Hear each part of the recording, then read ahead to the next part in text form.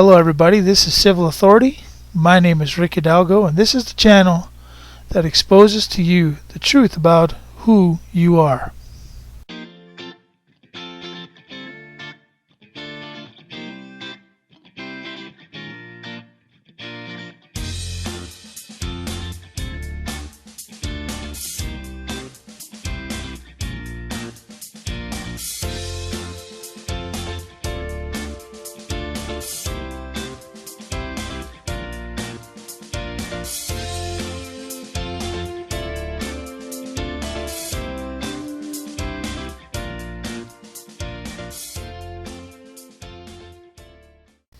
Welcome to episode 5. This is Rick Hidalgo, and this is Civil Authority.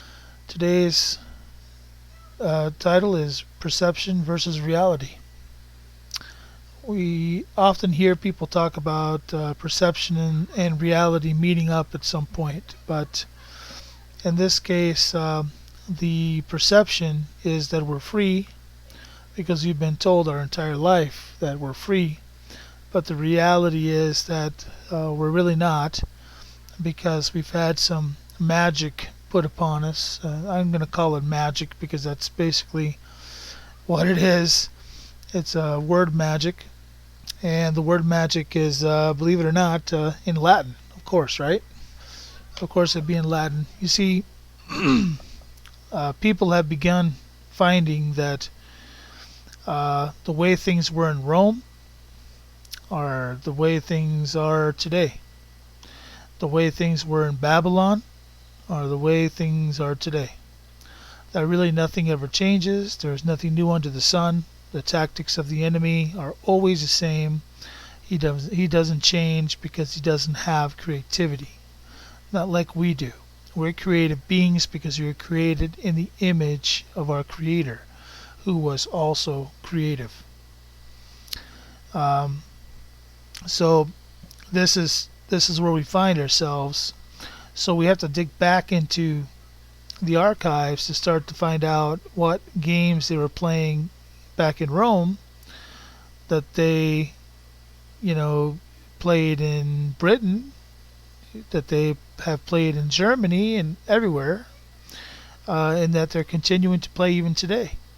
And so the reason why we call this perception versus reality is because we're under a perception that we're a free people, that we're the freest people on earth as Americans. But the fact is that our freedom has been usurped.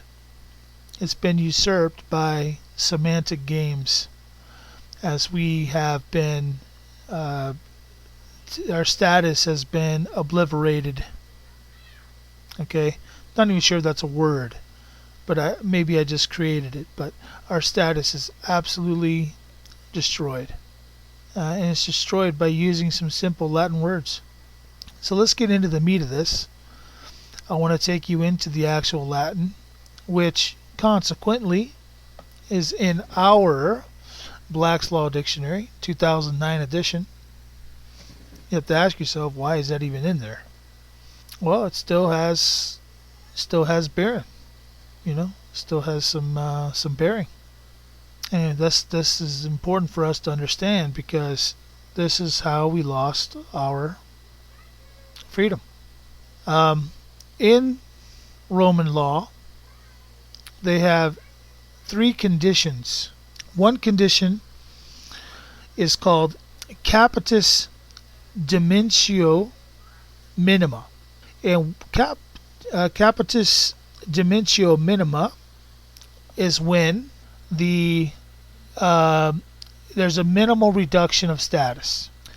What's actually happened in a case of Capitis Dimentio minima is that the diminishing of a person's legal status involving a change of family, while both citizenship and freedom are retained. This happens, your change of family, happens because there's a chasm that's purposely placed between the literal flesh and blood you and the new paper you. That's the difference between uh, the person that you are in your body and the person that you are on paper. When you use your name on paper, generally speaking, in our language, grammatically correct, you use the capital first letter and then lowercase for the rest. And then you do the same thing with your last name. You put your last name with the capital first letter, and then the rest of it is lowercase. So the uppercase lowercase denomination is Capitis Dimentio, and it is minima because it's minimum separation from your actual true flesh and blood self. All right. Then you have another level where Capitis Dimentio. Okay, I'm trying to pronounce it correctly. Capitis Dimentio. You have a version called minor, Capitis Dimentio minor, and Capitis Dimentio minor basically means the diminishing of a person's legal status involving a loss of citizenship, but not of freedom. So you retain your natural rights, but you lose your citizenship. Okay, and this is reflected this way. Your last name would be all capital. So if you're John Doe, it's capital D, capital E, capital capital D, capital O, capital E, and then your first name would be capital J, lowercase o, h, n. That's symbolically how you show Capitis Dimentio minor, which means, hey, I still retain my natural rights, but I lose my citizenship. Then there's one last status category, which is Capitis Dimentio maxima. And Capitis Dimentio maxima means this. It's the diminishing of a person's legal status as a result of being reduced to slavery. So now you've lost not just your citizenship, but you've lost your natural rights because now you are a slave. So let's read the definition for Capitis Dimentio so we can fully understand where we're going. Capitis Dimentio, in the footnotes, is the destruction of the caput, or legal personality. Capitis Dimentio, so to speak, wipes out the former individual and puts a new one in his place. See, it separates your flesh and blood and puts a new one in the place. And between the old and the new individual, there is, legally speaking, nothing in common. Okay? Two completely different entities. A juristic personality may be thus destroyed in one of three ways. By loss of the status liberty, this is the Capitis Dimentio maxima. By loss of the status civatis, which this is the Capitis Dimentio minor, or by severance from the agnatic family, this entails Capitis Dimentio minima.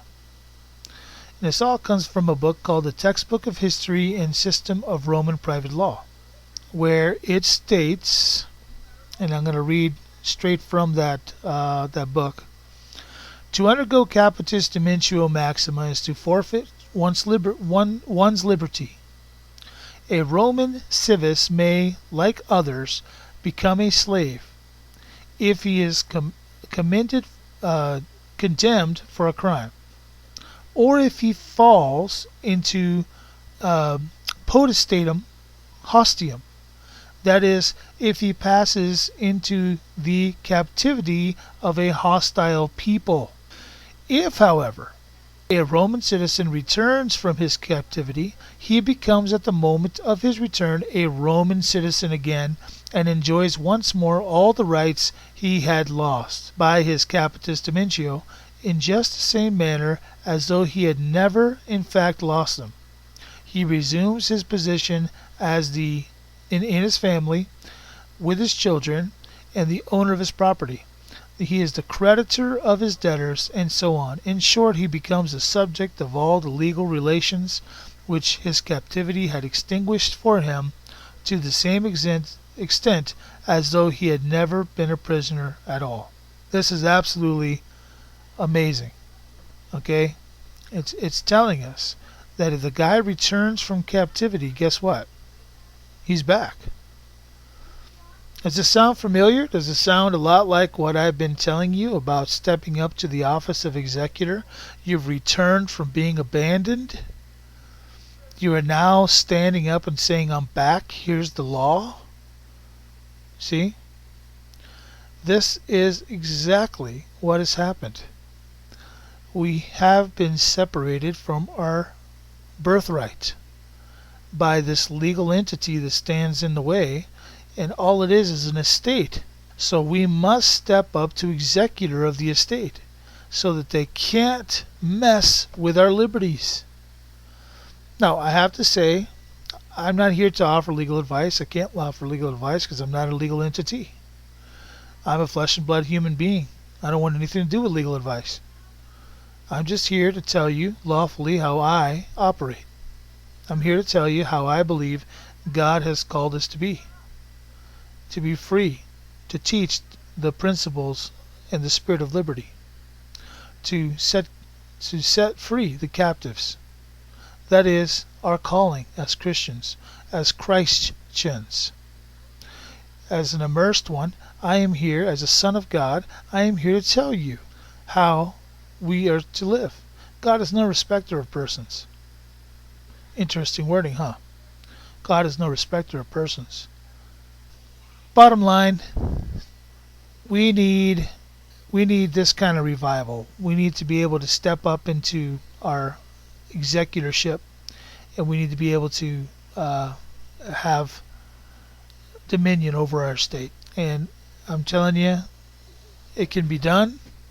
We need to do it, and it's time for us to do so. I think I've gone long enough today, so what I'm going to do is I'm going to sign off here. I'm going to say God bless you, God bless America, in Jesus' name, and I'll see you again real soon. Goodbye.